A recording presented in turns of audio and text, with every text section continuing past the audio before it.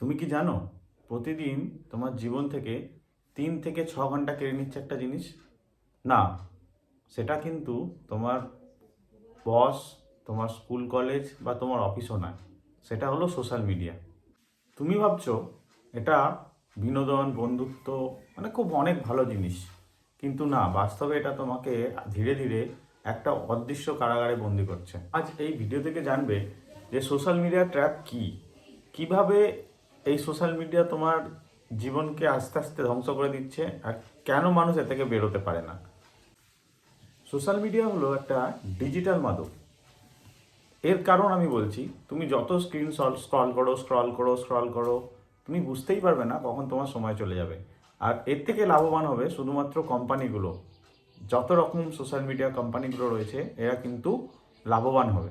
এটা এমনইভাবে ডিজাইন করা যে তোমরা যত বেশি এতে সময় দেবে, এটাতে কিন্তু তোমরা পণ্য হিসেবে ব্যবহৃত হচ্ছ না। এটা তোমার সময়টাই হচ্ছে এদের কাছে দামি। তুমি যত বেশি এদেরকে সময় দেবে তত বেশি এরা প্রফিট গেইন করবে। প্রতিটা লাইক, কমেন্ট আর শেয়ার তোমার ব্রেনে একটা সুখের হরমোন সৃষ্টি করে। সেটা হচ্ছে ডোপামিন। ডোপামিন নামক একটা সুখের হরমোন সৃষ্টি করে। সেটার জন্য তুমি এটা কি করবে, তুমি নেক্সটে যত দিন যাবে সোশ্যাল মিডিয়ায় কিছু না কিছু পোস্টে লাইক করবে, সেটা শেয়ার করবে, সেটা কমেন্ট করবে, আবার নিজেও পোস্ট করবে, বারবার সেটার প্রতি আগ্রহ থাকবে, তুমি সেটার নোটিফিকেশান আসলে দেখতে থাকবে। তো মানুষ এই সুখের জন্যই কিন্তু সোশ্যাল মিডিয়াতে থেকে বেরোতে পারে না। সোশ্যাল মিডিয়ায় অনেকে এই জিনিসটা কন্টিনিউ করতে থাকছে, তো সারাদিনে তার 3 থেকে 6 ঘন্টা এমনি সময় চলে যাচ্ছে। আর এই ক্ষেত্রে কিন্তু তোমরা বস্তু বা পণ্য নয় সোশ্যাল মিডিয়ার কাছে। তোমরা কিন্তু তোমাদের সময় আর তোমার বাস্তব জীবনটাই হচ্ছে এদের কাছে সব থেকে বড় জিনিস, বড় মানে পণ্য। তোমরা যত বেশি সময় কাটাবে এদের জন্য তত বেশি ভালো। সোশ্যাল মিডিয়াতে সবাই কিন্তু দেখবেন খুব ধনী, খুব ভালো, তাদের জীবনযাত্রা খুব সুন্দর। বাস্তবে কি তাই? না, বাস্তবে একদম তাই নয়, পুরোটাই ভুল। সোশ্যাল মিডিয়া আমাদের কাছে এমন হয়ে গেছে, মানুষ তার নিজের ভালো দিকটাই প্রেজেন্ট করতে ভালোবাসে। মানুষ তার নিজস্ব যে ইন্টারনাল যে প্রবলেমগুলো চলছে, যা কিছু হচ্ছে, সেটা কিন্তু সোশ্যাল মিডিয়ায় খুব বেশি ব্যক্ত করে না। তার লাইফস্টাইল কী রয়েছে অরিজিনালি, আমরা সেটা দেখে ইনফ্লুয়েন্স হয়ে যাই, আমরা সেটা দেখে আগ্রহ বোধ করি। এটা একটা বড় কারণ যে সোশ্যাল মিডিয়া মানুষকে আরও বেশি ইনফ্লুয়েন্স করে, আরও বেশি সোশ্যাল মিডিয়ায় থাকতে বাধ্য করে।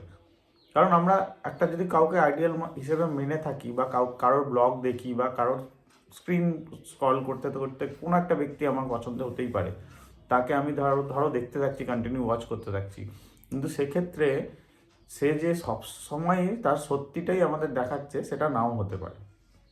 সেটার পেছনে আরও অনেক কিছু থাকতে পারে যেটা সে আমাদের সোশ্যাল মিডিয়ায় আনে না। তো মানুষ সেটা বোঝে না, মানুষ সেটা ভাবে যে না, সে সত্যি খুব রিচ, সত্যি খুব ধনী, সত্যি তার জীবনে কোনো প্রবলেম নেই। তো ধীরে ধীরে কী হচ্ছে, সোশ্যাল মিডিয়া দেখে দেখে মানুষের নিজের জীবনের প্রতি আগ্রহ কমে যাচ্ছে। মানুষের অন্যের জীবনের প্রতি আগ্রহ এত বাড়ছে যে নিজের জীবনকে কিভাবে গোছাবো, নিজের জীবনের বৈশিষ্ট্য কী, সবটাই মানুষ মূল্যায়ন করতে ভুলে যাচ্ছে। আর সব থেকে বড় কী হচ্ছে, সোশ্যাল মিডিয়ায় এই সব সাকসেসফুল লোককে দেখে দেখে সাধারণ মানুষ যারা শুধুমাত্র ফিড স্ক্রল করে, সোশ্যাল মিডিয়ার ফিড দেখে, তারা কিন্তু নিজেদের জীবনে অনেক হতাশ হচ্ছে। সেক্ষেত্রে কী হচ্ছে, নিজেদের যে মেন্টাল স্ট্রেংথ সেটা কিন্তু অনেক ক্ষেত্রে ড্যামেজ হচ্ছে। তার কারণ আমি বলছি, যারা বেশি সফল হতে পারছে না, যারা ধরো আর্নিং বেশি করে না, ঠিক আছে, তারা কিন্তু অনেক বেশি হতাশ হচ্ছে এ থেকে। কারণ সোশ্যাল মিডিয়ায় যে ক্রিয়েটাররা যা কিছু দেখাচ্ছে, যা কিছু মানে কি বলবো, ইনফ্লুয়েন্সিয়াল জিনিস দেখাচ্ছে, সেটা কিন্তু সাধারণ মানুষ অনেকে করতে পারে না। ভালো গাড়ি চড়ছে, ভালো দামি রেস্টুরেন্টে খাচ্ছে, তো সেটা সর্বক্ষেত্রে কিন্তু তার নিজস্ব আর্নিং থেকেই হচ্ছে এরকম নয়। সোশ্যাল মিডিয়া হচ্ছে এমন একটা জিনিস যেটাতে মানুষ বেশি ইনফ্লুয়েন্স হয়, আর যারা এগুলো করতে পারে না তারা কিন্তু হতাশই হয়, এর উল্টোটাই হয়। তো সবসময় সব কিছুটা বিবেচনা করে আপনাদের গ্রহণ করতে হবে। একটা ভালো স্ট্যাট বলছি, সেটা হলো কি, সোশ্যাল মিডিয়া, আমি যেটা শুরুতেই বললাম, ভিডিওর প্রথমেই বললাম, যে 5 থেকে 6 ঘন্টা, আমি বলছি 5 ঘন্টায় যদি তুমি অ্যাভারেজে দেখো, সারাদিনে সোশ্যাল মিডিয়ায় কাটাও, রিলস স্ক্রল করো বা শর্টস স্ক্রল করো, তোমার কিন্তু বছরে 1800 ঘন্টা কিন্তু সময় চলে যাচ্ছে। তো এই 1800 ঘন্টা যদি আমি অ্যাভারেজ একটা মানুষের আয়ু থেকে ক্যালকুলেট করি, প্রায় 4 থেকে 5 বছর তোমার কিন্তু এই রিলস স্ক্রল করতে করতেই চলে যাবে। এটা কিন্তু সাধারণ মানুষ ভাবে না। তো এই সময়টা তুমি কিন্তু নিজের স্কিলকে আপ করতে পারো, নিজে আর্নিং করতে পারো, নিজের স্বপ্নকে সাজাতে পারো। আমি বলছি না সোশ্যাল মিডিয়ায় কাটাবে না, বাট সোশ্যাল মিডিয়ার থেকেও যে বড় বড় জিনিস যেগুলো রয়েছে স্কিল ডেভেলপমেন্ট, সেগুলোর উপর জোর দিতে হবে। সোশ্যাল মিডিয়ার অন্ধকার দিক হলো সব কিছুই যেন ফিল্টার করা। কারণ বাস্তব জীবনে যেটা হচ্ছে সেটা তুমি দেখতে পাচ্ছ না। সোশ্যাল মিডিয়া অ্যালগোরিদম তোমাকে যা দেখাচ্ছে তুমি সেটাই দেখছো, সেটাই বিশ্বাস করছো, আর সেটার প্রতি তোমাকে আস্তে আস্তে আগ্রহী করে দেওয়া হচ্ছে। এক কথায় ধরে নাও জবরদস্তি। তুমি যেটা দেখছো, তুমি কি জানো সোশ্যাল মিডিয়া কীভাবে, অ্যালগোরিদম কীভাবে কাজ করে?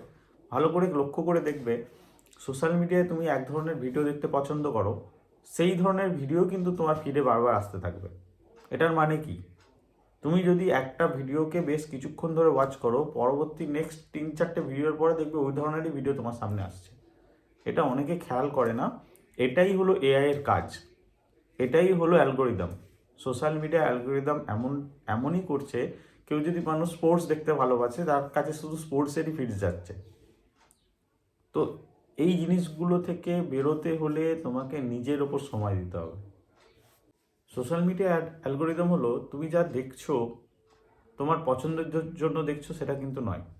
সোশ্যাল মিডিয়া তোমাকে যা দেখাচ্ছে, তুমি যা ভয় পাও, তুমি যা ঘৃণা করো, যা থেকে তোমার রাগ জন্মায়, ঠিক আছে, এই ধরনের জিনিস কিন্তু তোমাকে বারে বারে দেখানো হচ্ছে। তার রিজন হচ্ছে, এটা হচ্ছে সোশ্যাল মিডিয়া ম্যানিপুলেশন আমি বলতে পারি।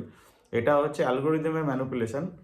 যে তুমি যে জিনিসটাতে ভয় পাও সেটা যদি তোমার কাছে বারবার আসে, তুমি ওটা কিন্তু বারবার স্ক্রল করে আরও আগ্রহী হয়ে দেখবে। তোমার লাইফে ধরো এমন একটা সিচুয়েশনাল প্রবলেম চলছে, সেই প্রবলেমটা নিয়ে তুমি একটা ভিডিও তোমার সামনে এলো, তুমি দেখলে সেটাকে অনেক বেশিক্ষণ ধরে। তো সোশ্যাল মিডিয়া তোমার কাছে কিন্তু সেই অ্যালগোরিদম বারবার তোমার কাছে কিন্তু ওই জিনিসগুলোই পাঠাবে, ওই জিনিসগুলোই তোমাকে বারবার স্ক্রল করতে বাধ্য করবে। তো যত বেশি স্ক্রল তত বেশি টাকা, এটা মাথায় রাখতে হবে সবসময়। তাহলে তুমি কি সত্যি এই ট্র্যাপে আছো? নিজেকে প্রশ্ন করো। নোটিফিকেশান ফোনে কি এলে সোশ্যাল মিডিয়া থেকে সঙ্গে সঙ্গে ফোন চেক করো? ফোন ছাড়া কি 10 মিনিটও থাকতে পারো? নিজেকে কোশ্চেন করো। যদি এগুলো করে থাকো, ঘুম থেকে ওঠার পরেও কি ফোন প্রথমে চেক করো? যদি এগুলো করে থাকো, অবশ্যই তোমাকে এটা ভাবতে হবে যে তুমি এই ট্র্যাপে অলরেডি পড়ে গেছো। তুমি যেগুলো করে থাকো এই ট্র্যাপে থাকাকালীন, সেইগুলো থেকে বেরোনোর রাস্তা হচ্ছে একটাই। একটা টাইমলাইন সেট করো, সারাদিনে 30 থেকে 60 মিনিট একটা নির্দিষ্ট সময়, সেই সময়টা তুমি সোশ্যাল মিডিয়ায় স্ক্রল করবে। সব থেকে বেশি তোমাকে করতে হবে কি, তুমি কনজিউম করার থেকে বেশি তোমাকে ক্রিয়েট করার দিকে ধ্যান দিতে হবে। তুমি যদি কোনো কিছু কন্টেন্ট নিজে বানাতে পারো, সেটার দিকে ধ্যান দাও। নিজের পরিবার, নিজের স্কিল, নিজের আর্নিং, এইগুলো বাড়াবে কীভাবে, সেইগুলোর দিকে ধ্যান দিলে আমার মনে হয় এই সোশ্যাল মিডিয়া ট্র্যাপ থেকে বেরোতে পারবে। অবশ্যই দেখো, সোশ্যাল মিডিয়া কিন্তু পুরোপুরি খারাপ না, কিন্তু খারাপ তখনই যখন এই সোশ্যাল মিডিয়া তোমার জীবনকে নিয়ন্ত্রণ করবে। সোশ্যাল মিডিয়া, এবার প্রশ্নটা হলো, তুমি কি শুধুই রিলস স্ক্রল করবে? শুধুই কি যা কিছু দেখবে সোশ্যাল মিডিয়ায় কন্টিনিউ দেখতেই থাকবে, না নিজের জন্য কিছু জীবনে লিখবে? প্রশ্নটা থাকলো তোমার নিজের কাছেই। যদি ভিডিওটা ভালো লাগে অবশ্যই ভিডিওটা লাইক করো, আর চ্যানেলটা অবশ্যই সাবস্ক্রাইব করো। এই ধরনের ভিডিও পেতে আমি এই ধরনের ভিডিওই বানিয়ে থাকি।